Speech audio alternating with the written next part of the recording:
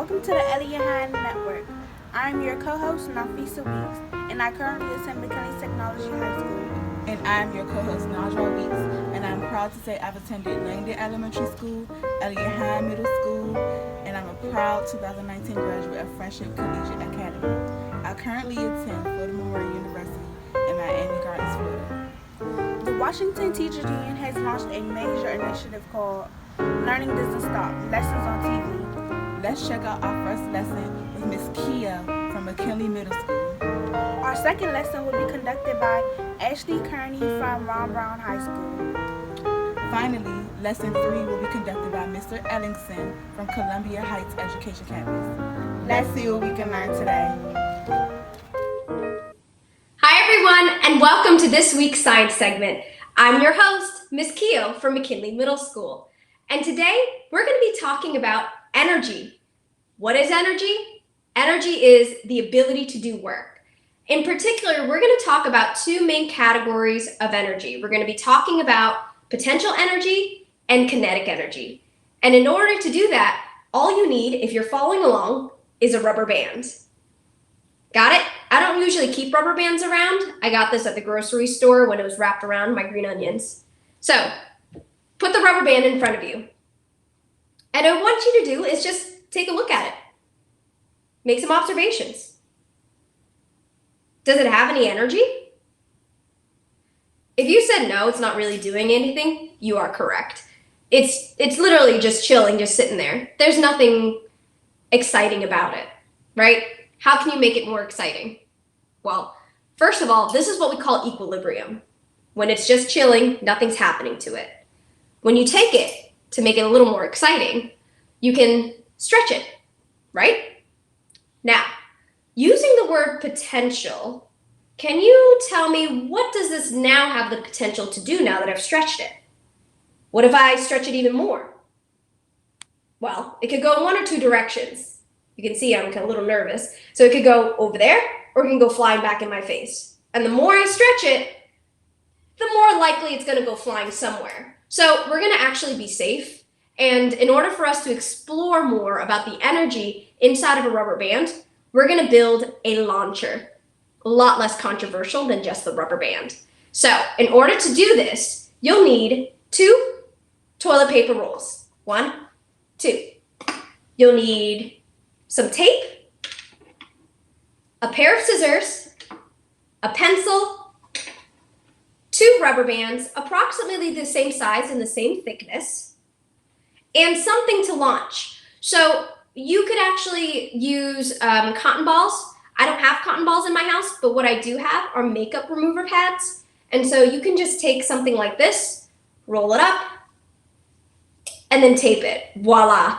Something light that you can test. But again, this is science. It's all about innovation. You could modify any of these materials. You could use longer tubes, you could use shorter tubes, you could use thicker rubber bands, but we're just gonna stick to the basics here. So, ready? You're gonna take a tube and put it to the side. Take your next tube, and you're gonna cut a line using your scissors right down to the very end. Just like that. And then what you're going to do, you're gonna take your tape and you're gonna roll it so that it has a smaller diameter, which means the line going across than the other tube. Because what's gonna happen is you're gonna put it right in between. So go ahead and tape that up. Make sure it's nice and secure.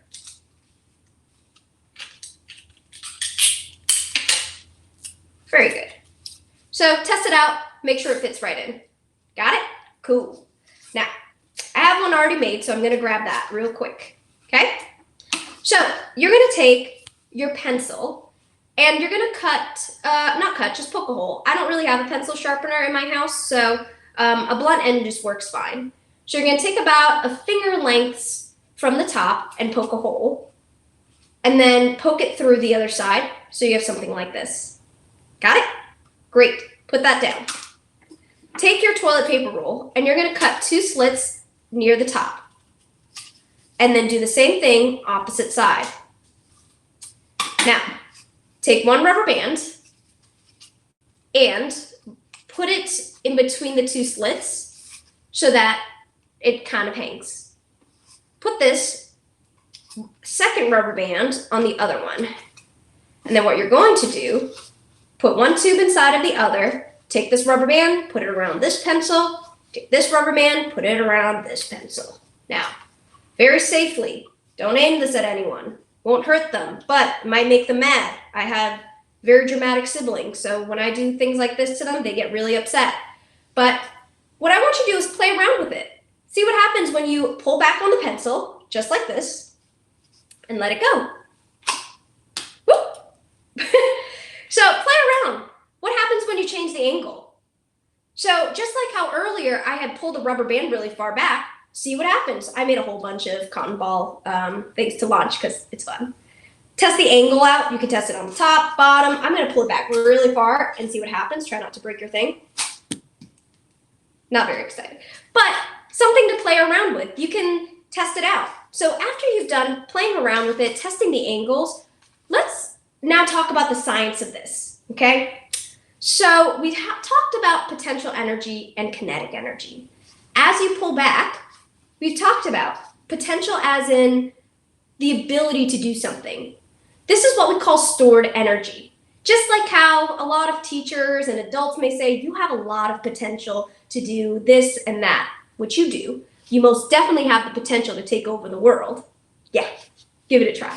But then you have potential energy, and then when you launch it, it moves. That is what we call kinetic energy, the energy of motion. And they are related. We're going to look and explore a little bit more about potential energy and kinetic energy and how they relate to each other. Have fun with your launcher, test it out, send it to us, send us all your different designs, but we're going to put this away for right now. All right, so what does potential energy and kinetic energy have to do with anything? Well, it's kind of exciting to think about how things move and how it all really depends on kinetic energy and potential energy. And one of my favorite things to do is to go ride on roller coasters. Well, we're not going to build roller coasters, mostly because I have a dog and he likes to jump and break things that move. But we're going to do some investigative work to look at how kinetic energy and potential energy relate. And you can use that information, and if you have the space, you can build your roller coaster right at home. So I don't have a fancy ramp, but I do have a piece of cardboard. And then I took another piece of cardboard, and we're gonna just kind of explore and think about how things move. Now, I grabbed a ball. If you have a Thomas the Toy Tank Engine or anything with wheels, a toy car, basically you want something that can roll, that can go from one place to another. I'm gonna take this ball and place it right here. Anything happening? You notice anything happening? It's a pretty boring roller coaster, huh? Yeah. So that's not how roller coasters work. When we did the rubber band earlier, we talked about when we leave something here, right, and leave it alone, it's at equilibrium. So how can we get this ball to move? For example, how do I get a ball to move from this point to this point? If you're riding a roller coaster, how do you get from the top to the bottom? From here to there, to all those sorts of places. What do you think? We'll have a ramp. So let's try that out. You can test it out. And what I'm going to do, I'm going to set up my little ramp. I just literally took a piece of cardboard and bent it in different ways. You could stack books up, however you want to test it out. So you can actually start from the top all the way to the bottom. And without touching it, I didn't even push it. I just let it go. Didn't go too far. So what happened? Well, you have potential energy here, and all of a sudden it starts moving, and it gets transformed into kinetic energy. That's the relationship. So if you actually let this ball roll and stop it right here, well, guess what? In theory, if I let it go, it still has a lot of kinetic energy. If I let it go now, it still has potential energy, the potential to keep on going. Play around with different heights and see what happens with it. You could also test to see the impact on how high it goes. You can stack a bunch of Legos, you can have dominoes, and you can see the impact that and then the force that it makes with the amount of kinetic energy it has. You can let it go as a low ramp. Oh, sorry guys. Not too scattered. Or you can put it really, really high up and see what happens to them. Okay, that completely missed. But you get the idea. Here, I have another ball, different ball, but let's try it out. Woo! Completely all gone, right? So you can see that the kinetic energy gets increased as you increase the potential energy. Now that's one variable to consider if you're building a roller coaster. Another variable you can test is mass. For those of you who forgot, mass is the amount of matter in an object. If you have a car, you can take pennies to it, you can take marbles to it. I happen to have two balls about the same size. This golf ball is a lot denser than this one, which means there's more matter in this than this one. And you can actually, again, test it. You can do it with time, you can do it with the little Lego pieces, whatever it is, test it out. Because think about it, if you're riding a roller coaster, they always have a mass or weight capacity. Mass and weight are related. They're not the same thing, but they are related. See what happens. Does the impact change? Test it out. Collect some more data. Now, one more thing I want you to kind of consider if you're designing a roller coaster on your own. There's such a huge diversity of roller coasters. There are ones that go like this. There are ones that go just like in a circle. There's lots of crazy ones, right? Right. But the one obvious thing that I do notice are roller coasters that have different materials that they're made up of. For example, there's some rickety wooden ones. There's some zoom fast metal ones. And what makes them all slightly different? You know how like sometimes you go really, really fast in a roller coaster and then it stops and it does this and that? Yeah, all of that are taken into consideration by lead scientists. So if you are someone who's a roller coaster enthusiast, someone who is a physicist, someone who just loves science and energy, these are all information that you need to collect through research. And that's exactly what we're doing today. So one of the energies that I forgot to mention in this whole scheme or this whole entire system is that you have potential converting to kinetic. There's one more energy that we forgot about, and that is thermal energy. Well, now we're not creating a fire, we're not creating anything crazy like that, but there is something called friction. Friction is like when you rub your hands together. It's when two surfaces touch. It creates heat. That's like when you break and such, and the material does depend on it. So when you're testing out your roller coaster and your ramp, you can test different materials. You can test it right here. You can time it, see the impact on just the cardboard. You can see what happens when you have a smooth surface like this tin foil. You can see what happens when you use a cloth or something like this. Test it out, collect all the data, and let us know. So my challenge to you is to build a roller coaster at home.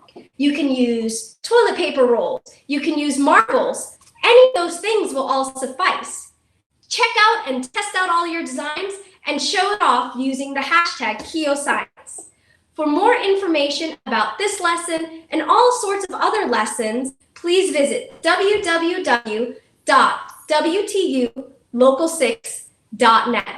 I'm Ms. Keo from McKinley Middle School. It's been an absolute pleasure teaching you. Thank you so much, whether you're my student in the classroom or not. I'm a DC teacher and you're a DC student.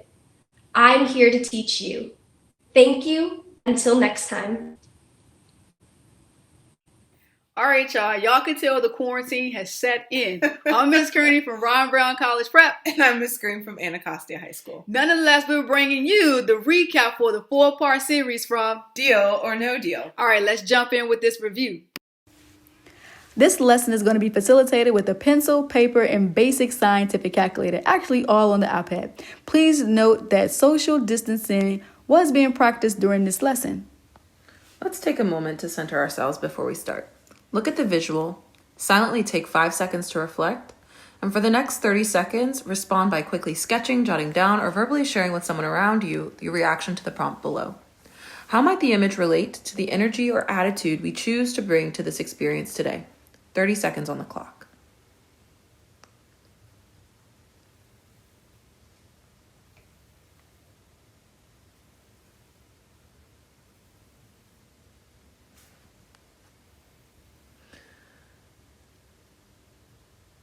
Go ahead and start wrapping up your thoughts. Hopefully you were able to think about how much you learned over the distance learning time period and reflect on how much more you can grow as we move into today's recap and into summer learning opportunities.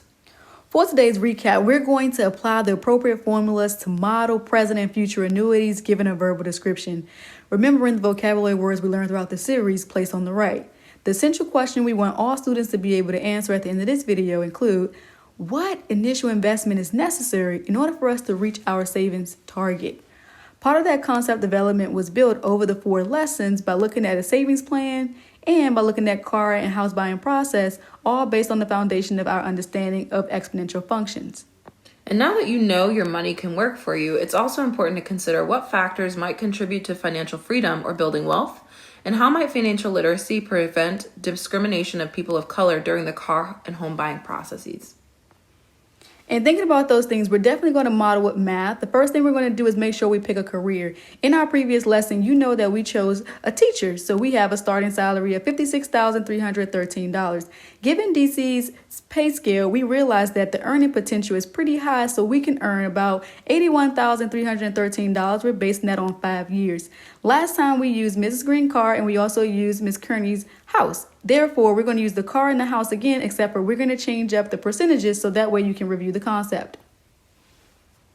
During the car buying process, the present value of the car is listed with a $1,000 down payment, 6% tax, 2% fees, and we're doing this over a course of 4 years to pay it off at 3% interest. We notice that the monthly car payment would be about $500. You can visit this lesson again on the WTU website. And then for the home buying process, which was very similar, we were working the problem where the present value was $379,900 with a 10% down payment. The loan was going to last 30 years at 4.25%, and we would pay 1.2% into our annual escrow account. We formulated this problem using the present value of annuity function to solve for R, but with this home buying problem, we also had to consider the escrow amount in our monthly payment. So the monthly payment ended up being about $1,709.99. You can visit that problem on the WTU website as well. That said, the savings plan that we're doing for today includes us trying to save up for the down payment on that car and the down payment on the house. We're looking at saving for about 5 years at 3% compounded monthly. Using the future annuity function, we're looking at the reoccurring payment, the reoccurring deposit that we're trying to put in that account. So what we have is the future annuity function being equal to the car down payment and the home down payment. That's going to give us $1,000 for the car saved up plus $37,990 for the home.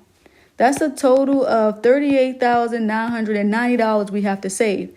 In rewriting the future annuity function for our deposit, we realize that the future value of our savings account is literally going to be A sub f, but we're going to find 1 plus I raised to n minus 1 is the total savings that we want with our interest rate being compounded monthly for a total of 5 years, which is 60 months. And we realize that we're getting about $239 into the account every single month for 5 years. Now, this is important because if we were to use what I like to call as the shoebox method, we would be trying to save $38,990 by putting money in a shoebox for 60 months, and that would give us about $649.83 that we would have to save every single month for 5 years. I think I'm going to take that interest rate, put that in the bank. That's a huge difference. So some of the ways that you can prevent summer learning loss from all of the useful things that you've learned over this series is to model with math. Spend time practicing by doing math problems and prioritize strategic thinking activities like chess or Sudoku or puzzles. We also suggest that you designate at least 2 to 3 hours of targeted learning each week. Some of the resources that you can use is technology. So definitely do some concept development using Eureka Lessons on the go with concept support with Alex. If you have limited technology, you can call your school for your MAP report to support your learning plan. You can also use your textbooks and workbooks. Please remember that even though this is the last day of school, learning doesn't stop. Good morning, folks. My name is Mr. Ellingsen with DC Public Schools. I specifically work at Columbia Heights Education Campus in Northwest. Our purpose today is to go through some distance learning physical education. I'm going to be speaking very quickly. I'm going to be throwing a lot of content at you. The idea is that you can access, hopefully, through some form of technology, these resources, or you can DVR the TV and use the resources on your screen throughout the summer to give you ideas on how to stay active and healthy and well. Before we get into all the other information, I want us to do a desk de-stress because we're sitting down too much these days. All the blood is pooling in our gluteals and in our thighs when it should be going around our bodies and to our brain. So feet under your knees, hands on your knees, palms up, shoulders back, good posture. I'm going to do 1 repetition of everything. You should be doing 3 to 5 of these. Breathe in for 7 seconds. Out for a full 7 seconds. Again, I'm shortening everything for the purpose of time. Repeat that 3 to 5 times. We can then reach up, hands clasped above our heads. In for 7. Wash out the stressors for 7. Extend that a little bit further. Reach up for 7. Inhale and exhale. Reach down to your toes to get the flexibility going in your posterior chain. You can also hold our hands up, fingers up and down as you point your head to the other side. All of these exercises release and work out some of the stressful areas or some of the areas in our body that hold in stress. Rotate your wrists, rotate your feet, make sure that your hips stay mobile, all right? And that is one example of a desk de-stress that you can do. Getting into the content, I'm going to share the screen here.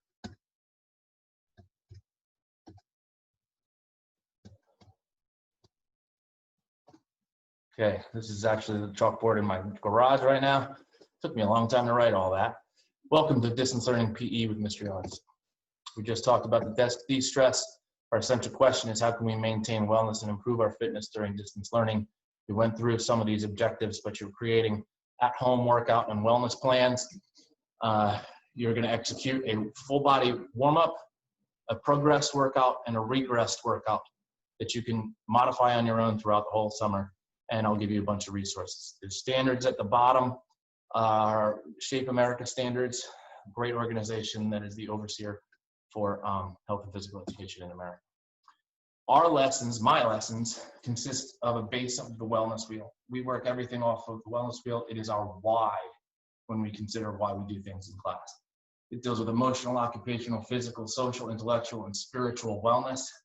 And wellness can be defined, as it says on the left, as the choices you make toward a more personally successful existence. All of these issues need to be in balance for us to feel good on a day-to-day basis. All right, and that can be discovered a whole lot more if you check out the National Wellness Institute. Here are 2 major principles in physical education. FIT principle on the left and the components of fitness on the right. FIT principle can be applied to any goal that you have, all right? It can be whether you plan to attend college and that's your goal, or you want to lose an inch off your waist if that's your goal. But you need frequency. How often are you willing to complete your task or your workout?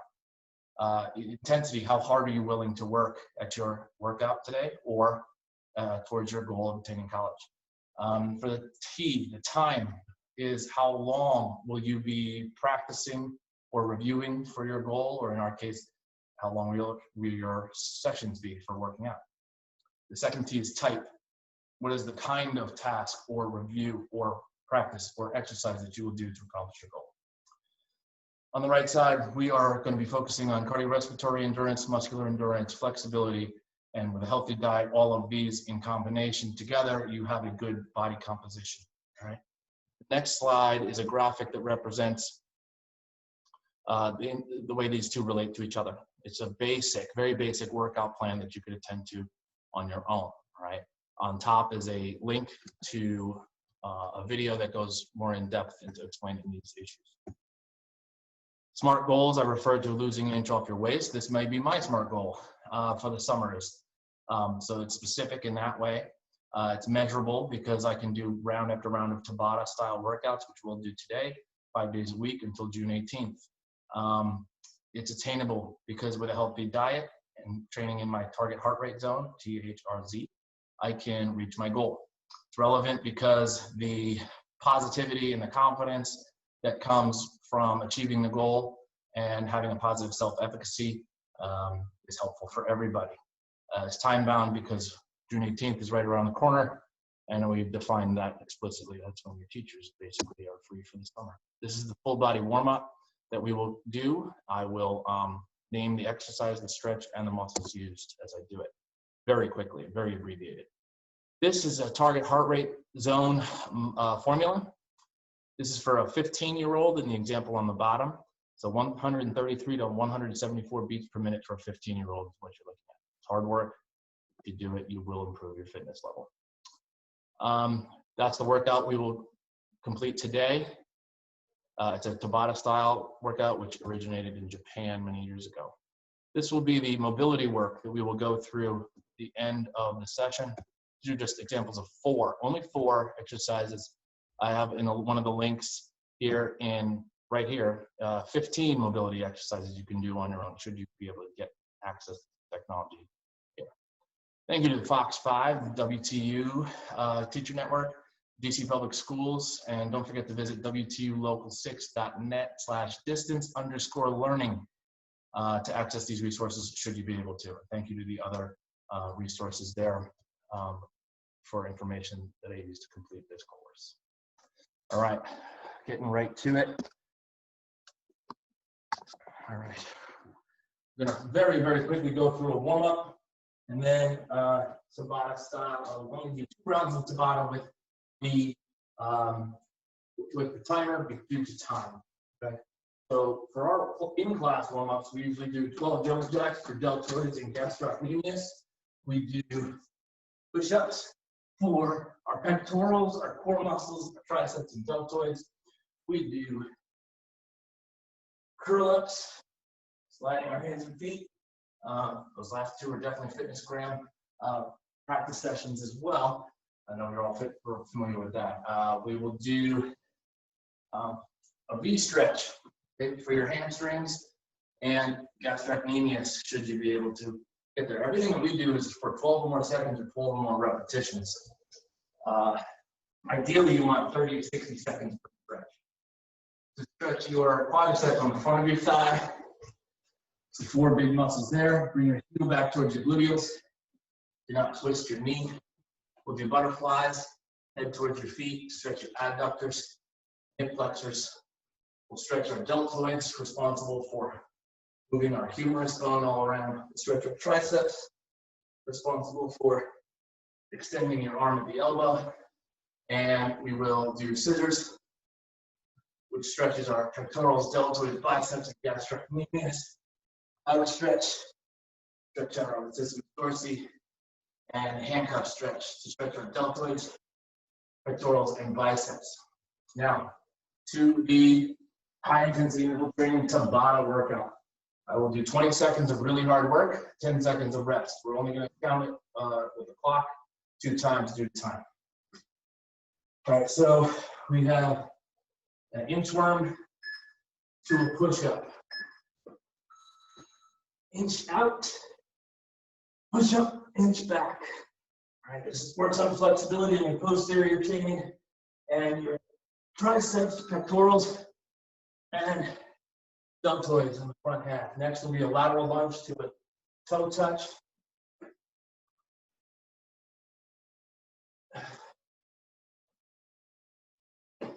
stretching with the lagging leg, and we are flexing our quadriceps with the front leg and our gluteals.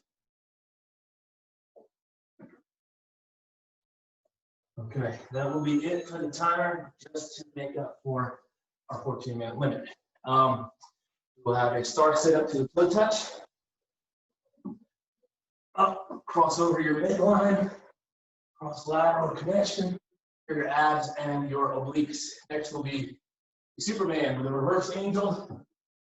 Hands and feet off, big circle. Hands and feet up, big circle, and down. So your posterior chain, your deltoids, rhomboids, trapezius muscles, glutes. Alternating split squat jumps. Power for balance, your quadriceps, or your gluteals. Next is the lateral bear crawl.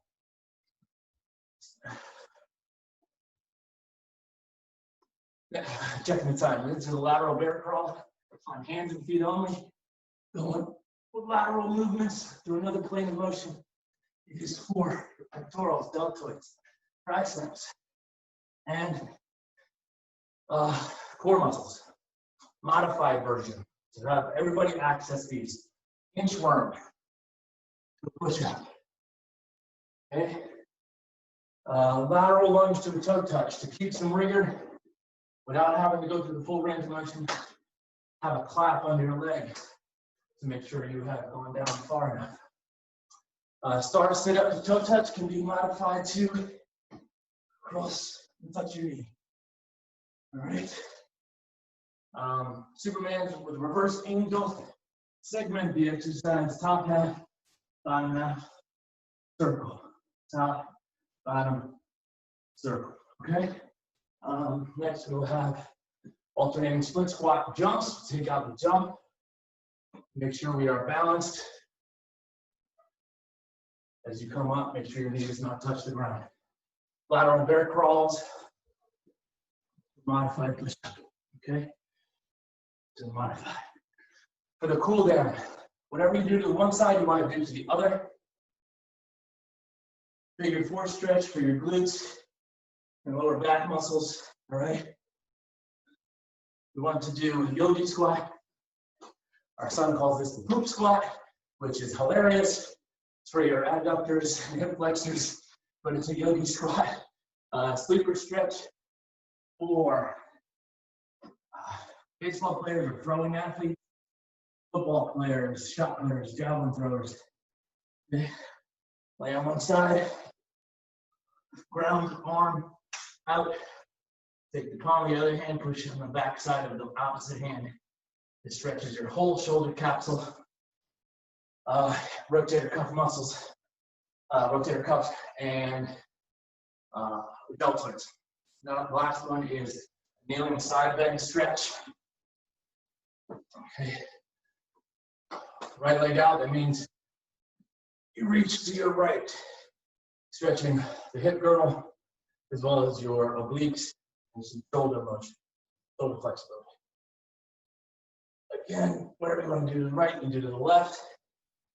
It's very important to realize we do this very quickly. It's a base level of knowledge. Apply this to your own workouts, modify exercises as you need, and remember to stretch, maintain flexibility, move around during the day for clearer thought, better focus. That's about it, folks. Be well.